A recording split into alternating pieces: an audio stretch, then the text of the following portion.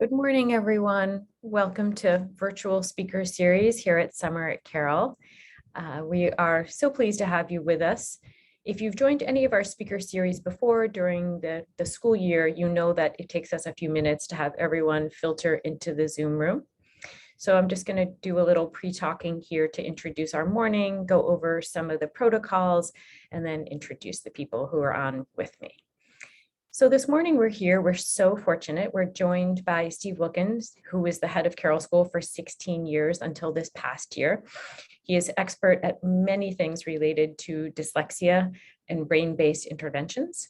And he's here with us this morning to talk about building a better brain networks for learning. So what are the underpinnings to learning on the brain basis that make it sort of challenging for our kids? And what are we at Carroll School doing about it here at the summer program and during the academic year?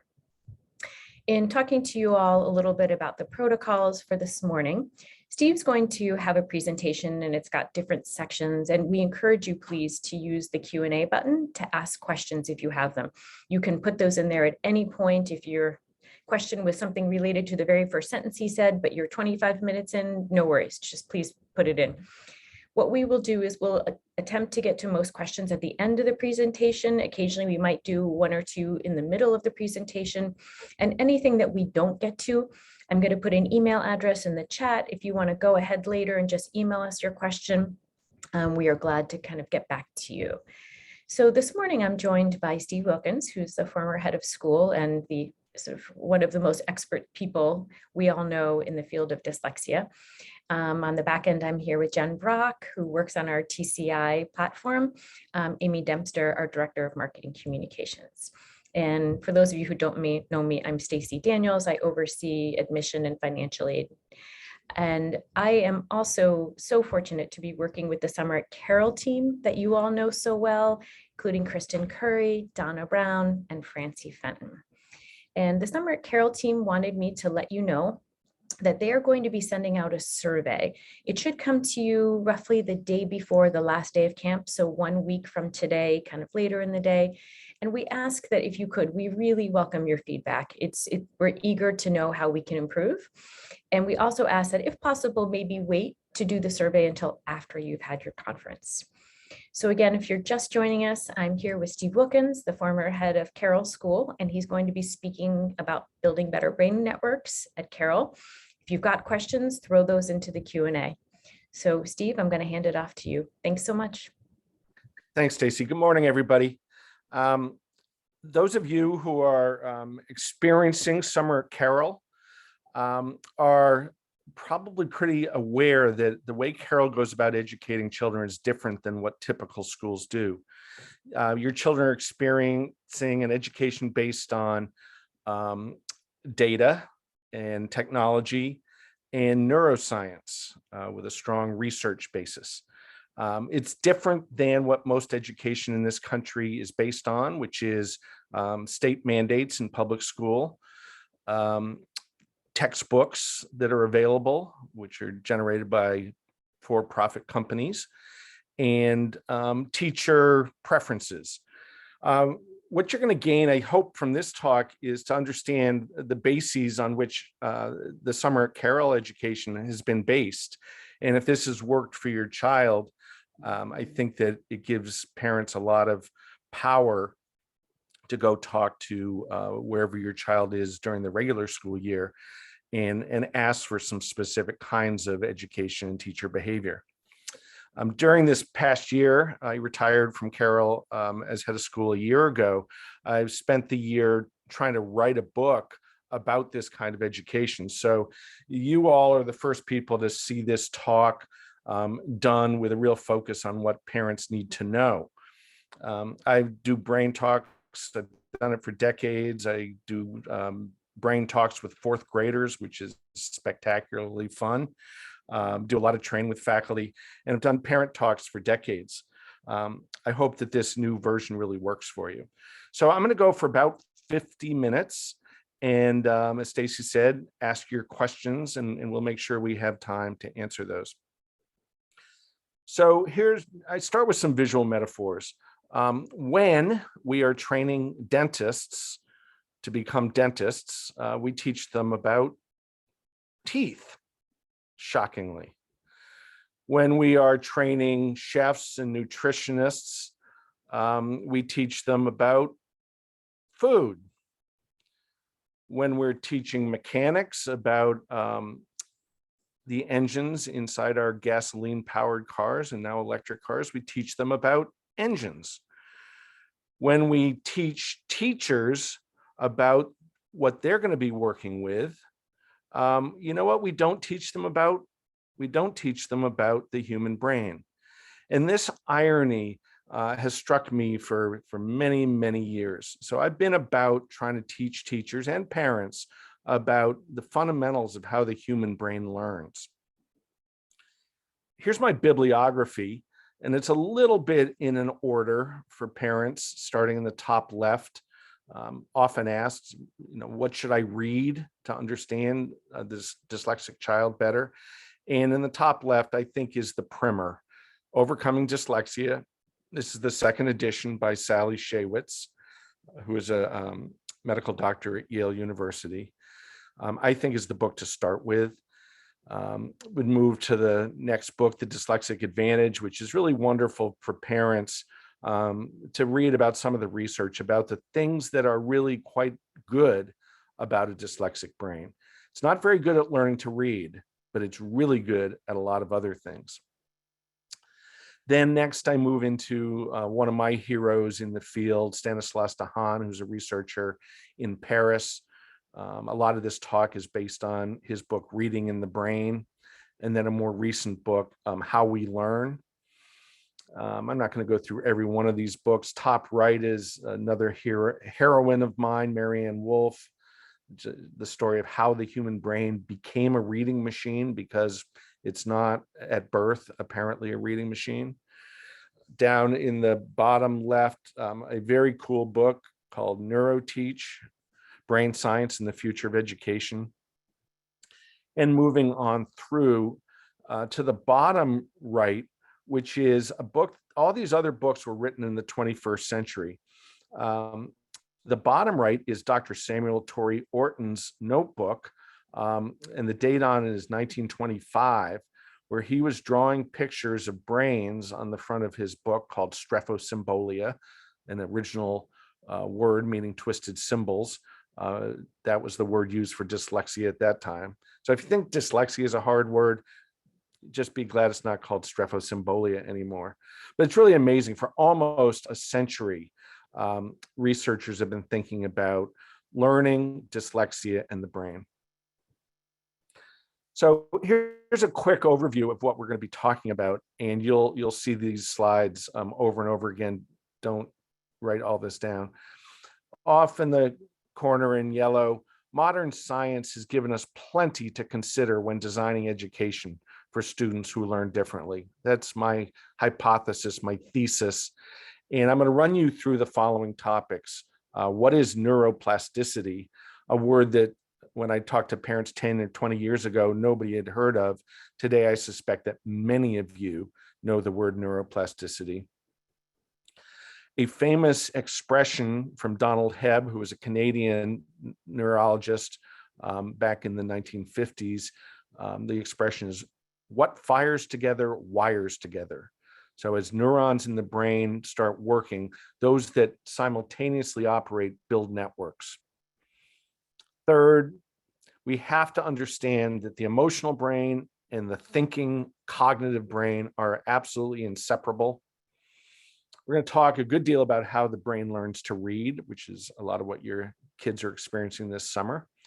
And then how learning math is different than learning reading, and how teachers misfire on that one all over the place. If time allows, we'll get to what is actually learnable, what is remediable. So I think you understand that schools, teachers know how to remediate a reading problem. What else is remediable? Are there things that underlie dyslexia that are remediable as well? That would lead us to cognitive intervention. And I think I learned that something in the range of 60, no, maybe 105, I forget. Summer at Carroll families their children are also receiving something called cognitive intervention this summer.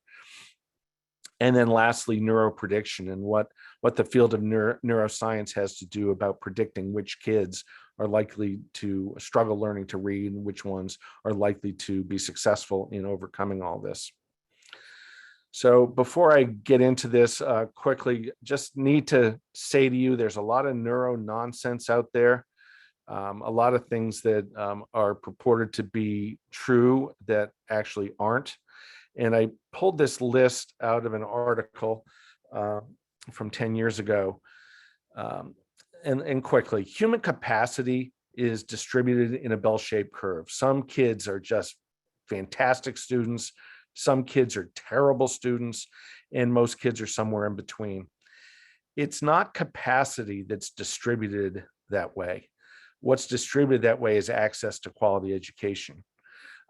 Your kids have the capacity to do absolutely amazing things and overcome obstacles in their way. 2, one of the most common myths is that children learn better when information is presented in their preferred style. Oh, no, I'm a visual learner, so I can only really take in information that's presented to me visually or auditorily or hands-on. This is nonsense because the human brain needs to integrate what it sees, what it hears, what it touches, and the emotional qualities to it. Education that says, I'm going to teach to one learning channel is very limited education. And the evidence is that it does not benefit kids. 3rd, there's no such thing as left-brained or right-brained. We are all whole-brained. And again, education that pretends that it can focus on one part and ignore the other part is naive. 4, exercises that improve motor perception will improve reading skills. Crawling around the floor is not going to improve reading skills without direct reading intervention. 5 and 6 are both, 5 is about if I put my kid in a really enriched, vibrant environment, they're going to learn better. That's not true. They will learn better when the stimuli are appropriate for who they are and what they need to learn. The last 2 are about food. Sugary drinks affect attention. No evidence of that. Actually, it does make you hyper, but it doesn't necessarily adversely affect attention. And omega-rich foods are going to solve all your problems. These are the myths. I want to go take you to things that are not mythical, that are well established in the field of neuroscience and education. We know the following to be true. So point number 1, neuroplasticity. And being an Orton Gillingham trained teacher, I can't help but break that into its components. Neuro, meaning having to do with the brain. Plastic, meaning flexible and changeable, moldable. And the suffix, meaning having the capacity. Probably if you remember nothing else from this talk, you should remember this sentence. The human brain has huge capacity to grow and change. The capacity to get good at things that previously it wasn't very good at. This is the message of great hope for parents of children with dyslexia, and I'm one of them. He happens to be 37 and teaching 8th grade at Carroll. But this is a well-established fact. Don't let anybody tell you that your child just plain can't learn. My visual metaphor for neuroplasticity is, at first, the neurons, the brain cells that connect to each other across a synapse might be weak and analogous to a beautiful path through the woods. But you know that if this path isn't walked upon, it will overgrow very quickly. So the metaphor is things that are not solid neurologically, the networks have not been built tightly, those will overgrow and dissipate unless they're challenged directly. That little path through the woods can become a stronger path through the woods. This path has a much greater chance of lasting with its sandy surface. This path is now paved. And in the words of neuroscientists, it is myelinated. There is myelin covering this path. That's the metaphor of the hardtop here, the asphalt. And myelinated networks will endure. And then eventually we want to move this metaphor to the place where these neural connections are superhighways. And I really love this image because it sort of shows the electricity and the pace of a superhighway, which is what we're trying to build in children as they learn skills such as reading. And the electricity is the flow through the neurons to create network systems. Next, I'm going to show you a short video, which I think does a fantastic job of describing neuroplasticity. And the speaker has just the perfect British accent to convince you that this is correct.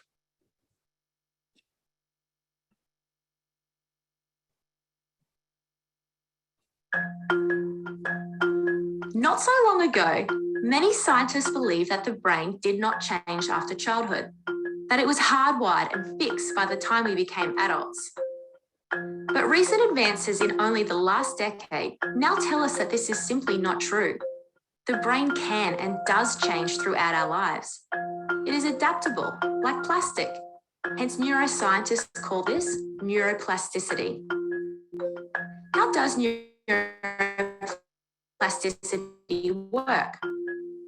If you think of your brain as a dynamic, connected power grid, there are billions of pathways or roads lighting up every time you think, feel, or do something. Some of these roads are well-traveled. These are our habits, our established ways of thinking, feeling, and doing. Every time we think in a certain way, practice a particular task, or feel a specific emotion, we strengthen this road. It becomes easier for our brains to travel this pathway. Say we think about something differently, learn a new task, or choose a different emotion. We start carving out a new road. If we keep traveling that road, our brains begin to use this pathway more, and this new way of thinking, feeling, or doing becomes second nature. The old pathway gets used less and less and weakens. This process of rewiring your brain by forming new connections and weakening old ones is neuroplasticity in action. The good news is that we all have the ability to learn and change by rewiring our brains. If you have ever changed a bad habit or thought about something differently, you have carved a new pathway in your brain and experienced neuroplasticity firsthand. With repeated and directed attention towards your desired change, you can rewire your brain.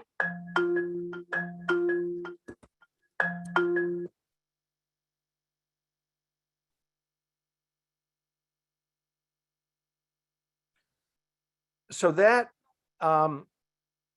is the job of a school. That is the job of a teacher, to understand what is working well in a child's brain and what is not working well in a child's brain, and focus on building positive, productive neural networks.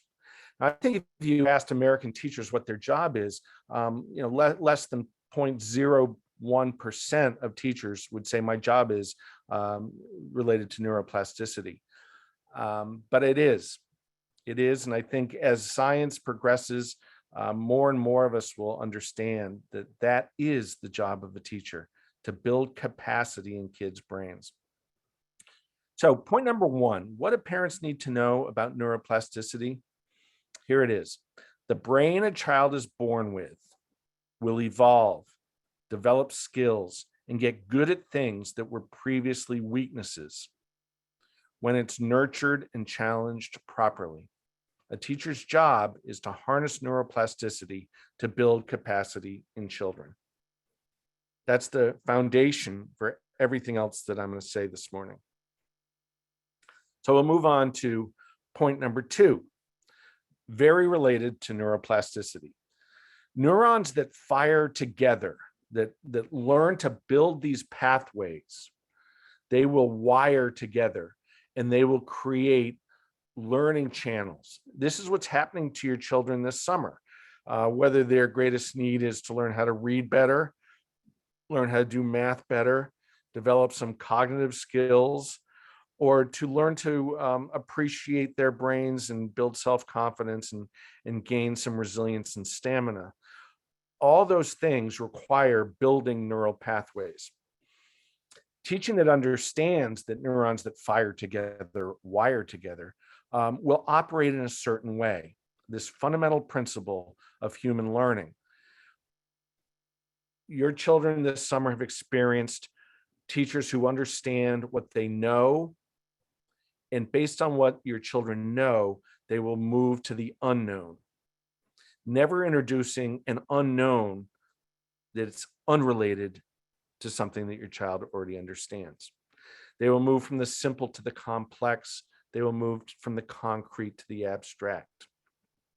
And in effect, they will make sure that neural connections are solid and enduring, that they are these paved pathways on their way to becoming super highways before they add new information. This is a huge mistake that American education makes. There are all these books about what every second grader should know, what every third grader should know, as if there is a predetermined list of what a child needs to know when they're 7 years old, as opposed to when they're 8 years old. Kids' brains develop at different times, different paces, have different strengths and weaknesses, different knowns and different unknowns. And education needs to be based on that if you're going to build those neural networks. I'm going to give you a couple metaphors again.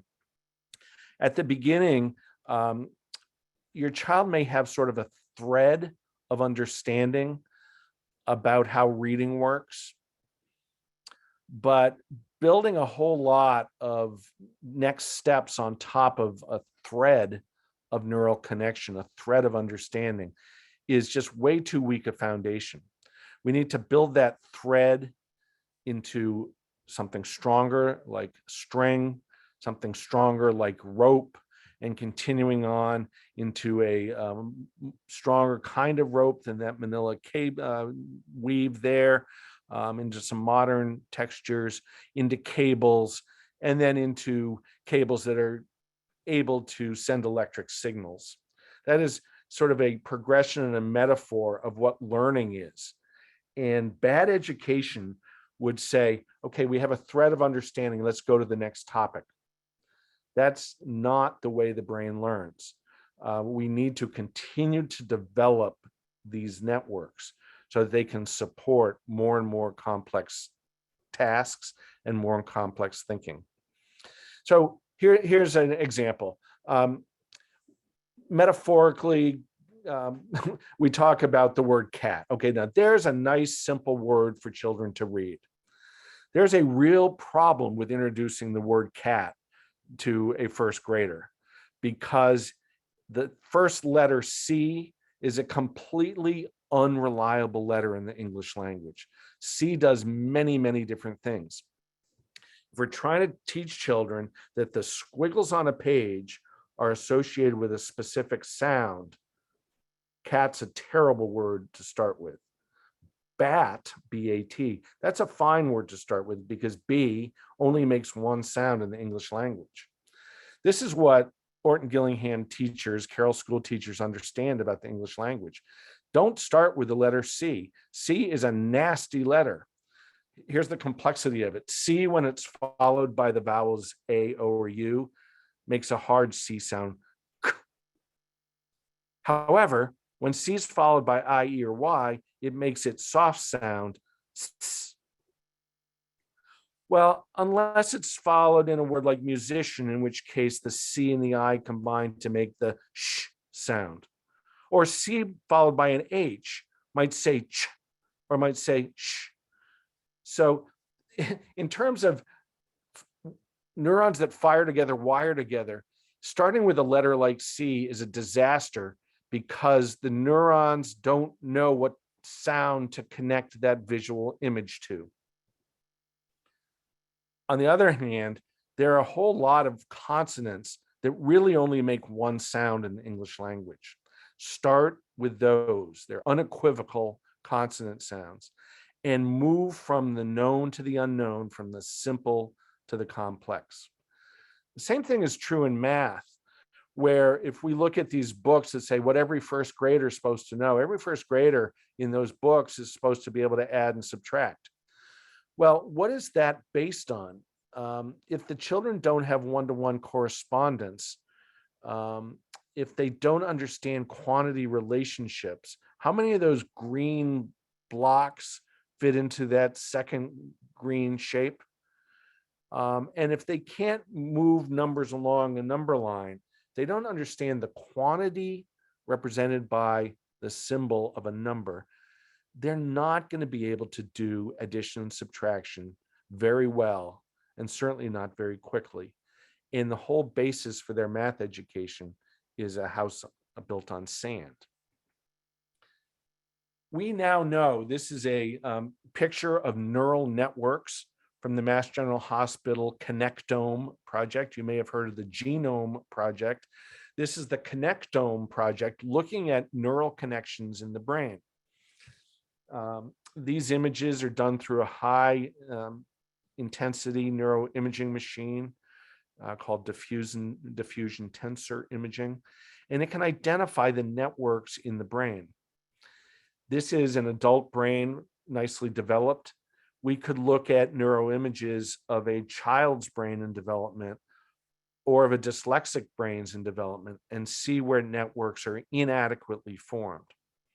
So just to continue the discussion about reading and dyslexia, initially reading requires that the child sees the symbol and recognizes the symbol that we call a letter. And then the child needs to associate that symbol with a sound in the hearing part of the brain.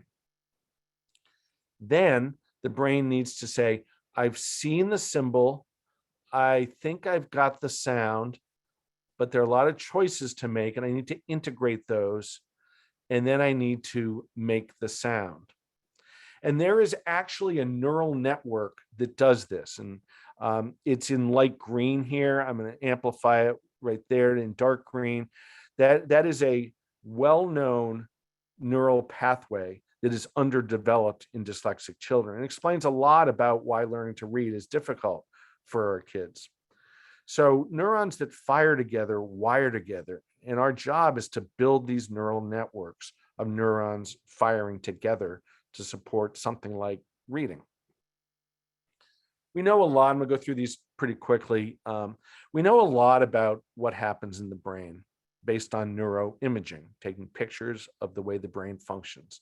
The top left, the part that lights up, this is glucose consumption. These are the hotter colors show where the most activity is. Sort of in the back part of the left hemisphere, a part of our brain really lights up when we're listening to words. When we go down to the bottom left, when we're talking, a certain part along our motor cortex lights up. To the bottom right, when we are doing rhyming tasks and thinking about words, a lot of activity in the front part of our brain occurs.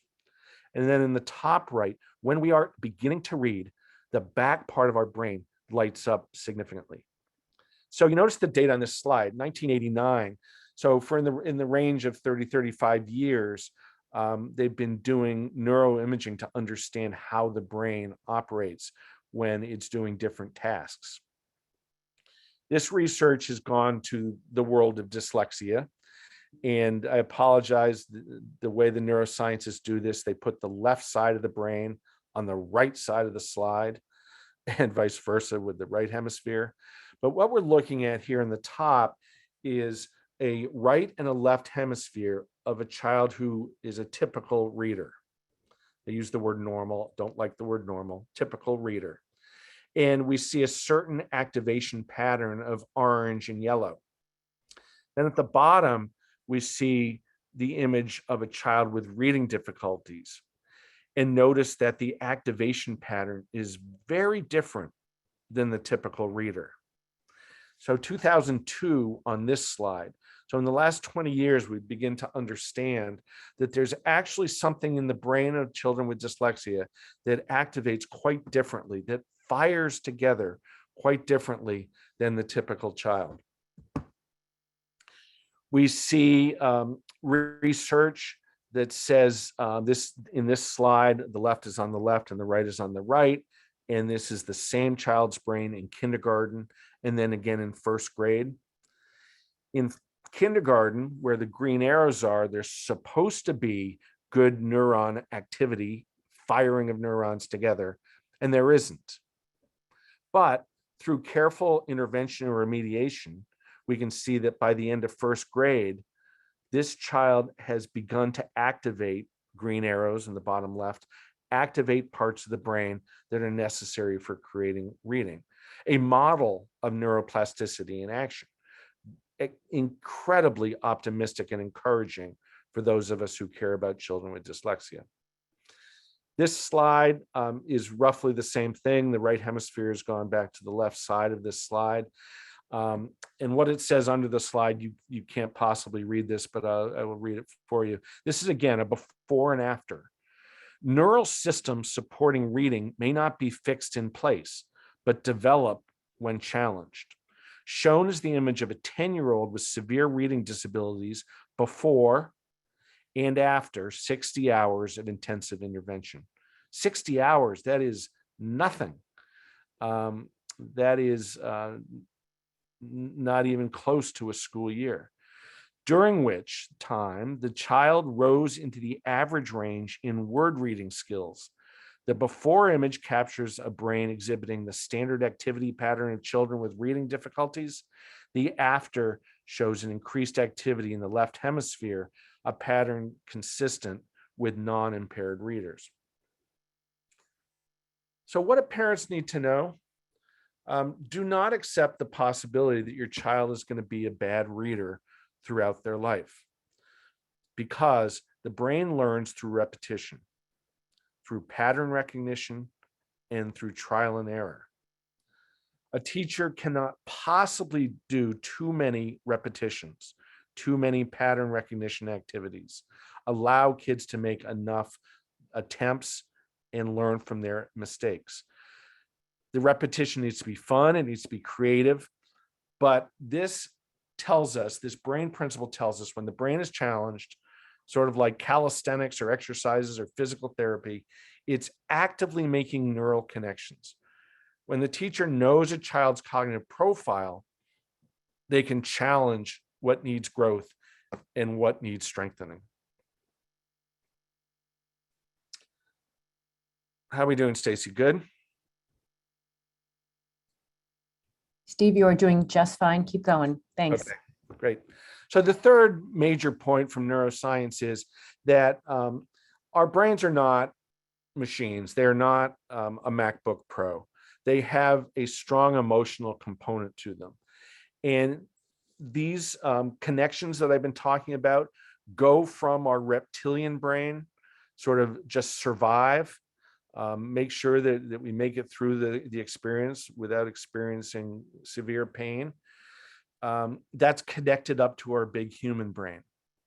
So I like this image on the left, which says we have a reptilian brain in our heads. In the yellow, what's called the limbic system. We also have a mammal brain in our heads. And then in the blue or purple, we have this enormous neocortex, which is the big human brain. And these things are inextricably tied together. And I think as we go about remediating the reading problem, we need to make sure that we are also paying a great deal of attention to the emotional well-being of the child. I know from experience that a major outcome from summer at Carroll is giving kids a greater sense of who they are and that they're smart and that they can get good at things, so that the connection between the emotional brain and the cognitive human brain is so tight. What do parents need to know? This is absolutely crucial, and all the great remediation in the world that ignores this will not be effective. You have to pay attention to the emotional well-being of the child. That means the child must perceive that the environment is safe, that it's okay to take risks, that mistakes are part of the learning process, that the peer group is like me. In other words, I'm with other kids who are like me, who are really smart and really fun and really artistic and really athletic and really smart and creative, they can't read any better than I can. That's a safe group. And children need to learn that high effort success is likely. Low effort success doesn't happen for dyslexic kids when it comes to reading. They have to put in a lot of effort. High effort failure is common in dyslexic children learning to read because their teachers don't know exactly how to help them. The experience has to be that when I try really hard and follow effective approaches to learning to read, I have success. So this is the meat of the conversation here. How does the human brain learn to read? So I will become very nerdy in this section, but I do think it's worth high effort success on your part to try to follow what the science is telling us. So this is a teenager in a neuroimaging machine, and we're going to watch how his brain activates when he reads the unfortunate word cat. But that's what the researchers did. So closer to the image of the young man is the front part of the brain. Way off to the right is the back part of the brain. And we are going to watch what he sees, connect to the sounds, and then move forward to the front of the brain where he's able to actually say the sounds in the word cat. So notice the timer in here is in milliseconds. This is how fast this process happens. Ready? Go. So we watch the activity start in the back of the brain right now, and then move forward, starting right now in the back of the brain. And we can start to see neurons that fire together, wire together. So we're going to come back to this image after I teach you a little bit about how the human brain learns to read. But what's happening here is from the back of the brain where we see things, we have great neural activity moving towards the front of the brain. Love that image. So here comes basic neuroscience 101. So this is a left hemisphere of the human brain with the front where the eyes are on the left. And there are really 4 major lobes in the human neocortex, this great big huge part of our brains. And I'm not going to really talk too much about the cerebellum, which is sometimes called the little brain. So in the frontal lobe, the psychologists talk about human IQ, that in really what we consider to be uniquely human is from our ears forward in the brain. This is where executive function resides, where decision-making happens, and where verbal output occurs. That when we are thinking big thoughts, the front of the brain activates like crazy. Humans can do things that other animals can't do because we have this enormous frontal lobe. This is where we initiate activity. We decide to do something, we go do it. This is where we sustain our focus on a particular task. This is where we inhibit actions and decide not to do things in certain contexts that would be completely inappropriate or self-defeating. And this is where we shift from one activity to another. It's also where speech resides. So it becomes very important. Speech sounds reside in the frontal lobe after they've been processed other places. Neuroscience 101, way too fast. We move next to sort of the back top of our head, which is called the parietal lobe. And the parietal lobe locates things that we're doing in time and space, and it integrates our different sensory inputs. So what we see, what we hear, what we touch, what we experience often gets processed in the parietal lobe in a context, particularly for math, of which came first, which is larger, of which there are more numbers. In reading, which sound and letter is first, and then what comes next in a certain order. parietal lobe is hugely important, but less understood than the other lobes because it's a little, the front's the human part. The occipital lobe, which I just clicked to now, is the back of the head where we see things, just clearly called the visual cortex. But the parietal lobe is more complicated because it integrates different things. The back of the head is where we first recognize the squiggle on a page called a letter. And we hopefully, as neurons start to build connections, we start to recognize that the letter B is in fact the letter B, not a D, which is the same shape, just with the stick on the other side, or a P or a Q, which is the same darn shape, just with the stick going down, left or right. Very similar to a 6 or a 9, that the occipital lobe needs to recognize these subtle distinctions. We move then to the green, the temporal lobe, which is also called the auditory cortex, which is where what we hear is processed and recognized. Towards the top of the temporal lobe, it's where the symbol gets associated with the sound. And if you have younger children in summer at Carroll, they spend an enormous amount of time with their tutors working on sound symbol connections. When you see this letter, what are the sounds that it might make? And it's a complex but very learnable process for smart kids. So that is neuroanatomy of the human neocortex 101 in about 5 minutes. But I want to show you something that is really profound about this. So I hope you can see it on your screens.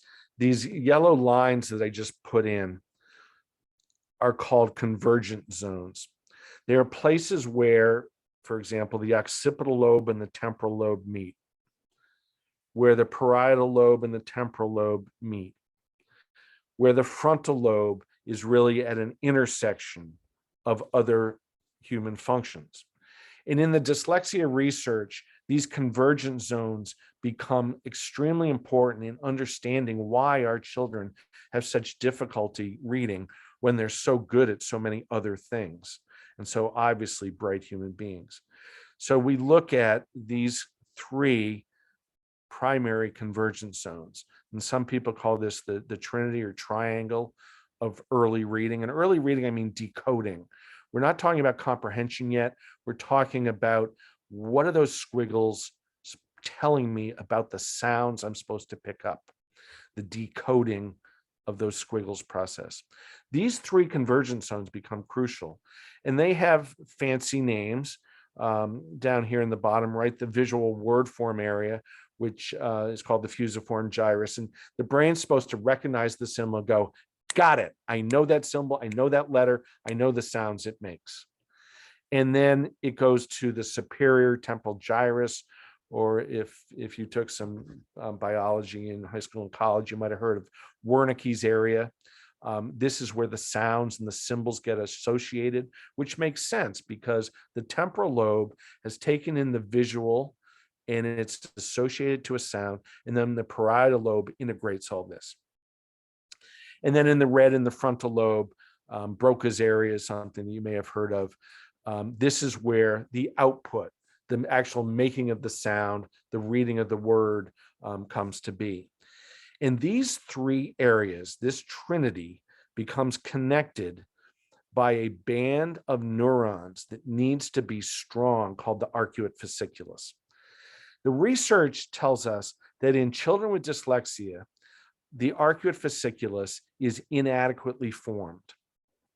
So it is a small path through the woods. It is a dirt road at best, but it is not a myelinated paved road, and it certainly is not a superhighway.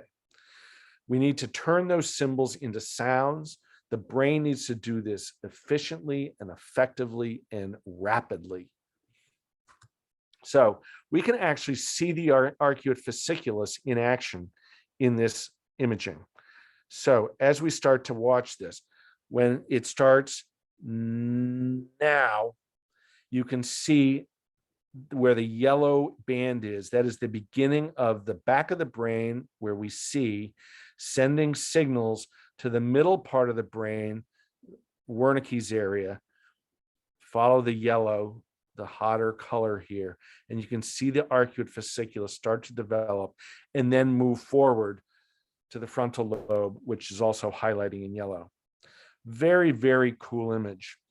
We're not there yet in science, but eventually we are going to be able to inexpensively take pictures of kids' brains while they're reading and note whether this pathway is evolved enough.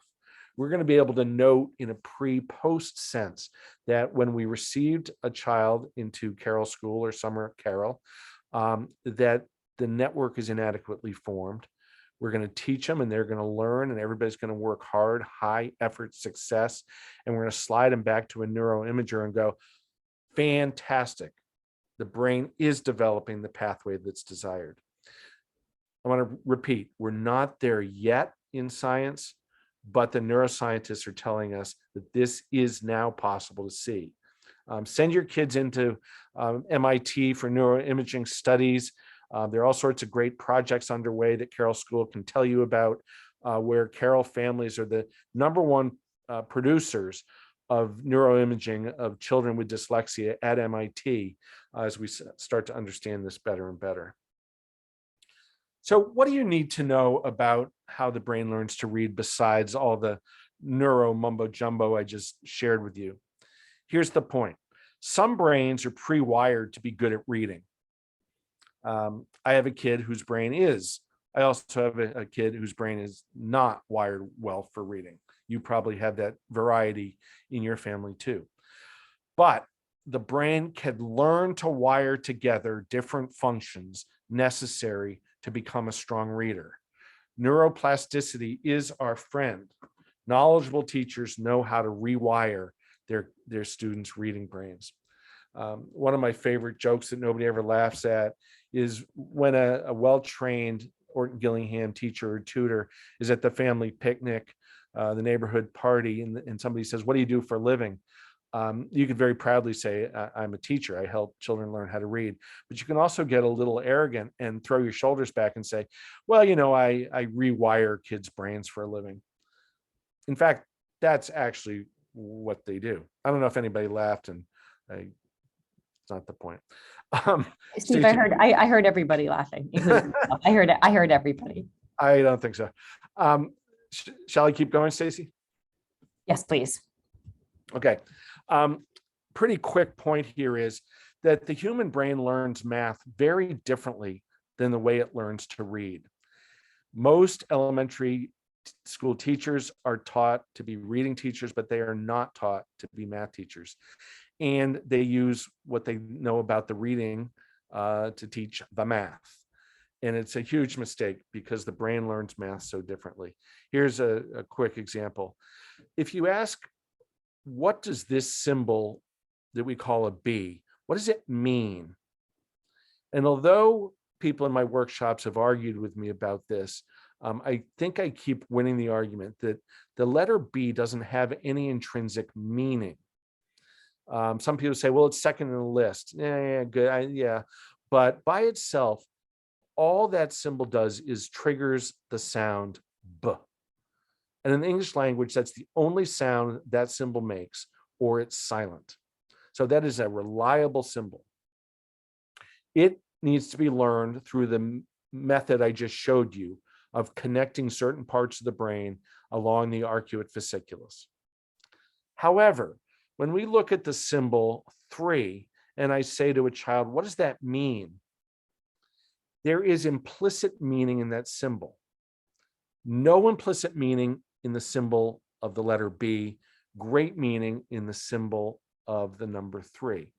3 little pigs, 3 fingers, no matter which ones you choose, 3 items, or some kids who are really good with their visual spatial skills will say a triangle has 3 tips on it. So yes, with math computation, we are building that arcuate fasciculus, taking the symbol to its computation. But math has the huge advantage that these symbols have meaning. And if we don't build a meaning network that underlies mathematical understanding, we are building another house on a foundation of sand, because math can be understood in quantity relationships in the parietal lobe.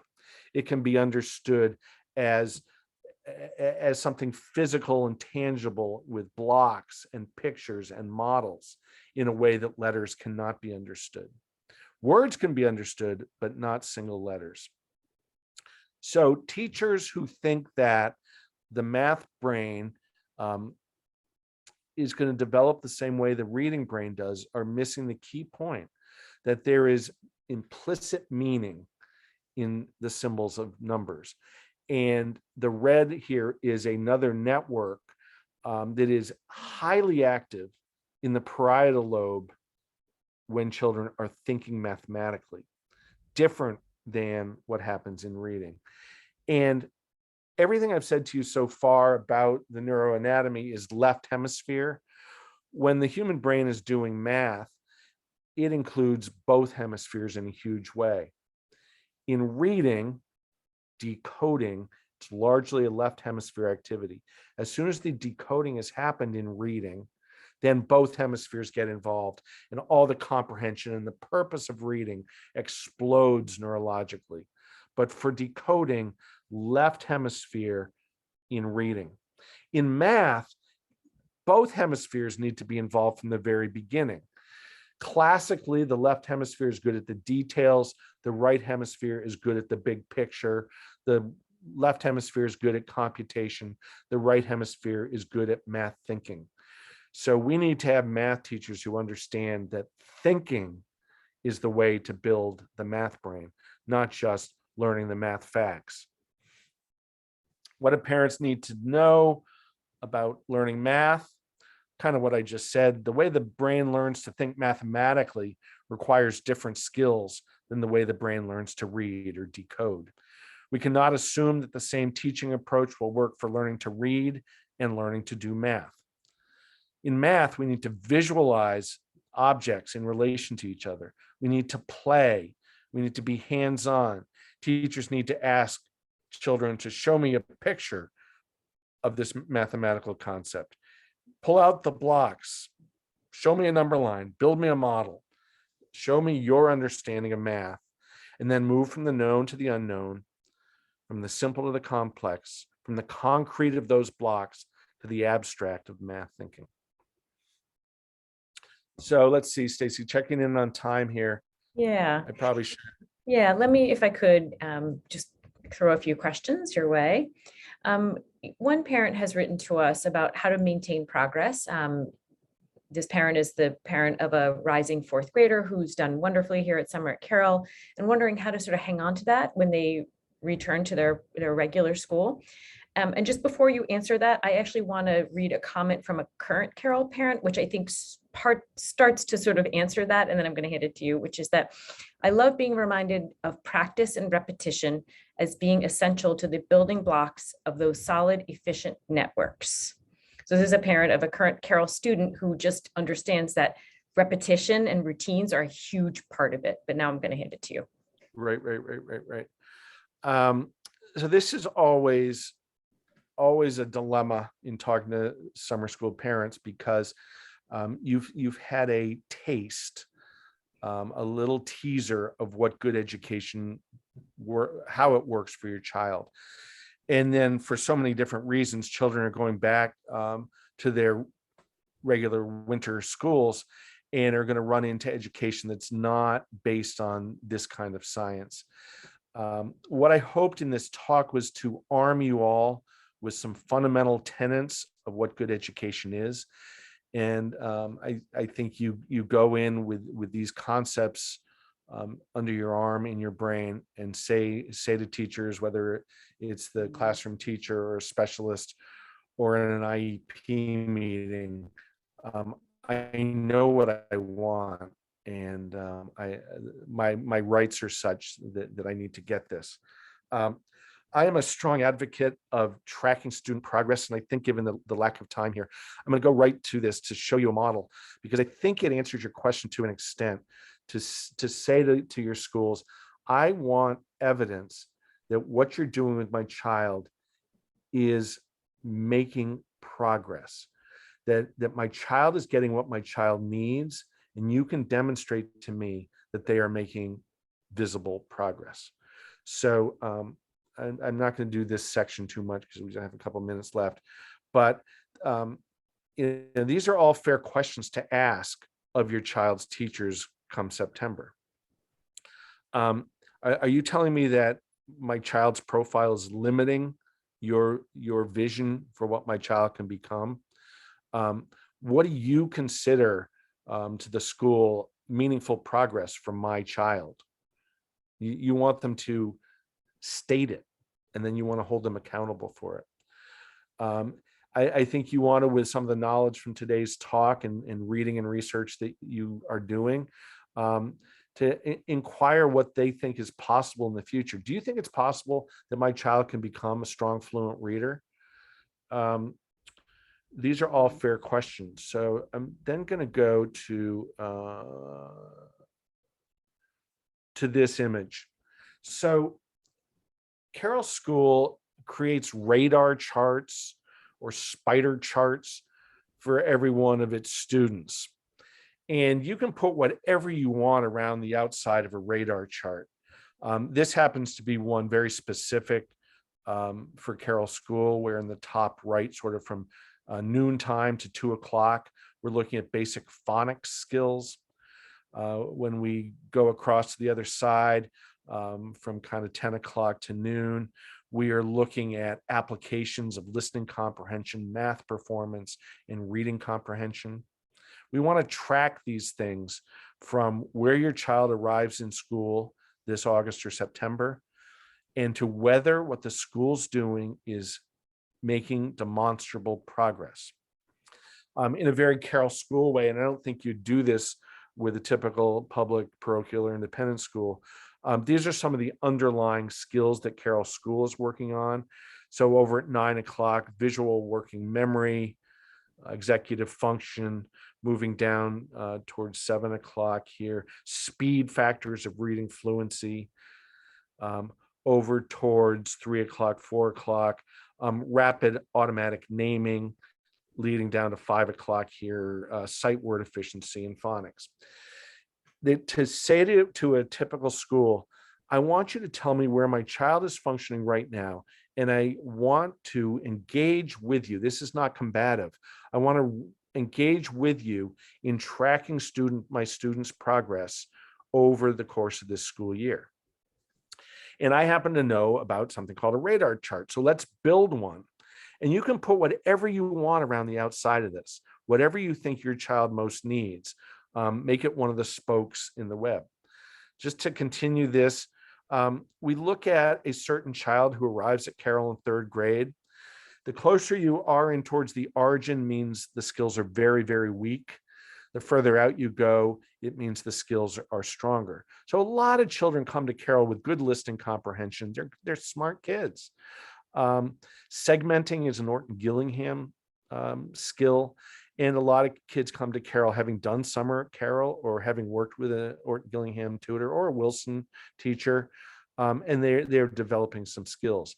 We want to track how this child's developing here into 5th grade. The light blue dotted is what the child looked like in 3rd grade. And here's demonstrable progress in a variety of areas. I think it's very fair, as you go back to your other schools, to ask teachers or to ask the school or ask a specialist to track your child's progress. Steve, related to that, I'm just going to jump on a little bit to say we've been speaking about meaningful progress, and there's a question around what does this look like and how do you understand it for your student? Such a big question for here. Yeah. So at Carroll, we call it give each child what they most need in order to thrive. So I think what you would do is you would identify as a parent who knows the child by far the best, skills that you believe your child needs to gain in order to succeed in school. Listen to the teachers and administrators to talk about what they perceive to be the things that your child most needs to gain, and track their progress by some measure. And it's not that hard to do. And I think if you say to schools, I want to know that my child is making meaningful progress. Meaningful progress means they are closing the gap from their weakness to what is typical of a 9-year-old child. And I want to know that my child is closing that gap. It doesn't mean that they need to get there tomorrow or even by December, but I want to know that what you're doing with my child in school is helping my child get what they most need. So this slide here, what parents need to know, schools that collect data, how's my kid doing? Where is my kid currently performing?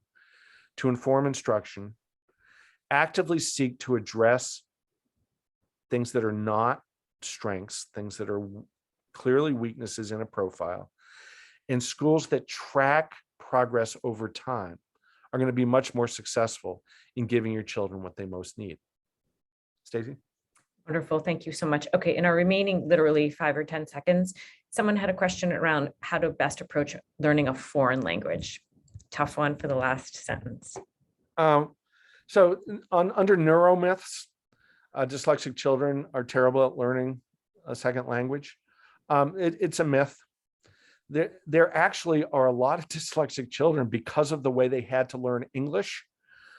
They had to understand the subtle complexities of the English language, the phonology of it, the sounds, the orthography of it.